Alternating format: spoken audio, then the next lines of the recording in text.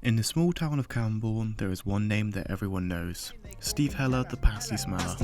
Wearing his iconic wool fleece and making music about Cornwall, he has racked up millions and millions of views. I sat down with him to do this interview. My name is Steve Heller. I am an online content creator from Camborne. I've always been into making music. I started DJing when I was 12 years old. My dad got me as the local DJ at the North Country Social Club just outside Redroof. And I used to DJ an under-18s disco every Monday night. From there, I started getting into music. It was about 1992 when I first discovered rave music. And from that moment, I was just totally hooked and just always trying to make music. It's never really been that good, but I sit there for like 3 days solid making a song, and then I finally master it, and I just sit there and go, oh my God, like this is it, yeah. Like the last song that I'd done, the Wakey Wines song, I was sat there for hours and I just couldn't get anywhere, and then suddenly it clicked. I sat there trying to make this song and I was getting his sayings, I was putting them in and nothing was clicking, and suddenly I just thought, Wakey Wines, UB40, red wine, and that was it. It was just it, and then from there it just all unfolded,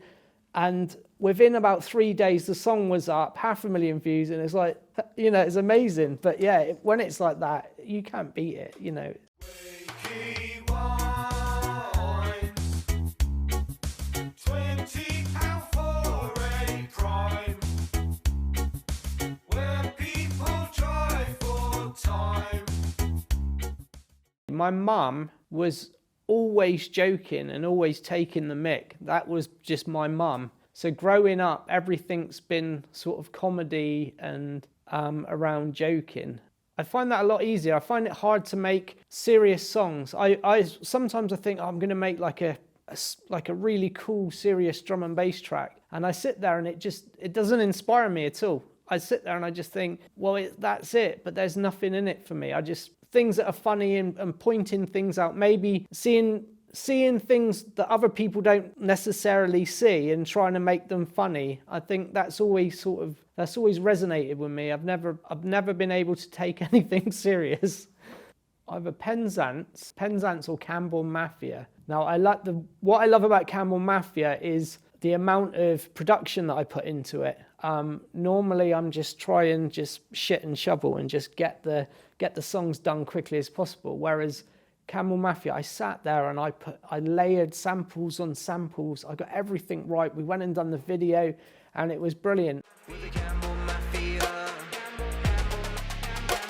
with the Camborne Mafia. Alright, it's a Friday night. Gotta go carpet shop to get my arms right.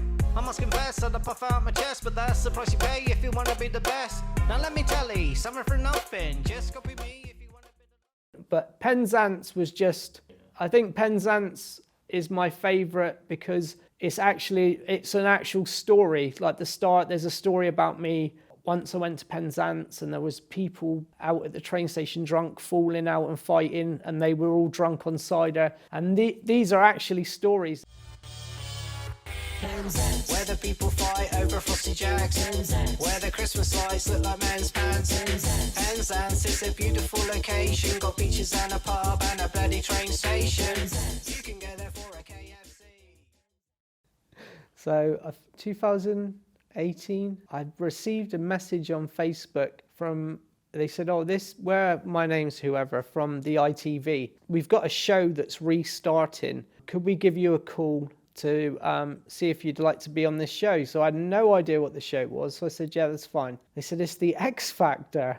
I was just like, but the X Factor are for singers and I can't actually sing. And they said, no. They said, doesn't matter. We think you're going to be like the comedy one. You're going to be really funny. So I had to think about it and I thought, well, I'll just try it. So yeah, I spent 6 months rehearsing. The X Factor, you're not allowed to post anything online about the X Factor. It was 3 auditions. I had to pass 3 auditions. We went to Truro first. I got through that one. The next day I had to go back to a secret audition in Truro.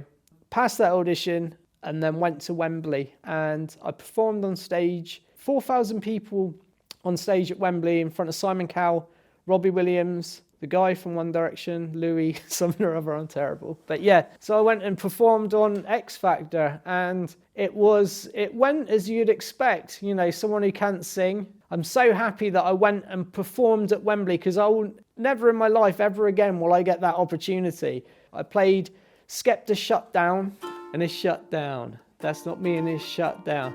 Ring Ring Pussy is shut down. Fashion Week and it's shut down. Went to the show sitting in the front row with a black tracksuit and it's shut down. Boy Better Known and it's shut down. Touch the Road and it's shut down.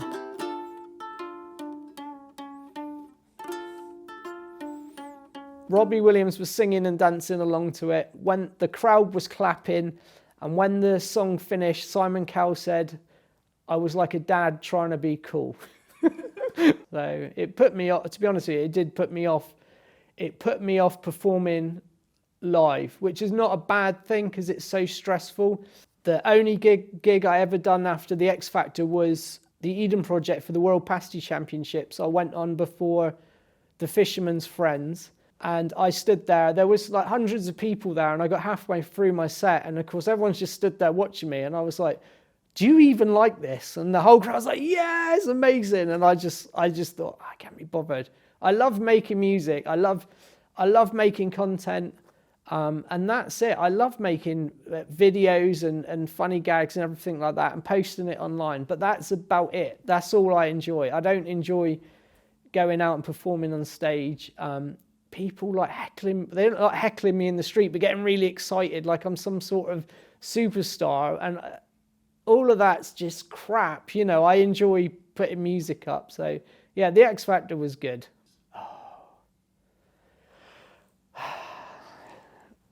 Now, this is always causes trouble. It's always Prima Bakeries. If anyone asks, like, what's the best pasty? Prima Bakeries. Lucy's Bakes in Hale. That's a really good pasty at the moment. Brazen K's in Red Roof. There's a few. It's down to personal preference. I've done it before. I put on TikTok my top 5 favourite Cornish pasties, and it just caused a riot. Everyone's like, "Oh, how dare you say that?" It's like, these are my favourite. You're different. I don't know what pasty you like. You might like a Phelps or a Rose or something like that. That's my favourite. It's personal to me. I don't know. How did that even start? There'd been a voiceover, it was like a Scottish voiceover of Peppa Pig, and a lot of people would tag me and said, you need to do this. And I tried Peppa Pig, I just couldn't do it. And the Scottish version was so funny. I found it so funny, I thought I wouldn't even be able to compete with that. So I tried different characters, tried Thomas the Tank, Postman Pat, none of them worked. And then Bob the Builder, it just worked. I don't know why. My dad was a carpenter, so I don't know if that sort of like, because, and it almost fits. If you'd never heard Bob the Builder talk before, it almost like he suits the character. And everyone loved it. And I made 2 of them, no, 3 Bob the Builders, and then I stopped making them because I was worried that I would get in trouble for copyright. And then people were just like, "When are you going to make more Bob the Builders?" So I just thought, sod it, I'll just do it. So I don't know, we're up to like Bob the Builder 27 now. But I think it just started a lot of stuff you see other videos, and then you sort of just go, "Oh, I could probably do a Cornish version of that." Yeah, all the time. But the first time it ever happened, I was outside Tesco's in Poole, and I always remember there's a little burger van called like Food for You or something like that. And I went up, thought, "I fancy a burger." I went to get a burger, and this lady in the thing, she said, "Oh my God, you're that guy from the internet." She was like so excited, and I was like, "What, me?" And then she was like, "Oh, you're amazing." And then I was just like, that was weird, like really weird. Whereas now it's like wherever I go, it's not too bad. If I travel out of like Campbell and Red Roof, it's not too bad. But I still get notice. We're in Paynton Zoo we're up in Devon, and it was really weird because I thought, "Oh, I wonder if anyone would ever recognise me in Devon." Probably not. And no sooner I thought that, this massive bloke, he's walking next to me, he just looks and he goes, "You're that guy that done Bob the Builder, aren't you?" And I was like, "Yeah." I'm actually I have another Wakey Wines song, a Christmas song. Wakey Wines want to release my last song as a single, but the song is a parody of Red Red Wine, which was originally written by Neil Diamond.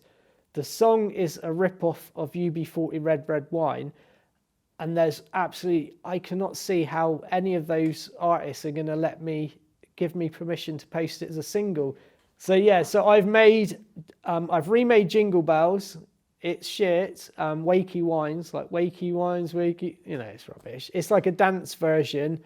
Jingle Bells is so old, it's in the public domain. So I can just put, the plan is to release it, put it on TikTok, then release it on like Spotify and everything like that.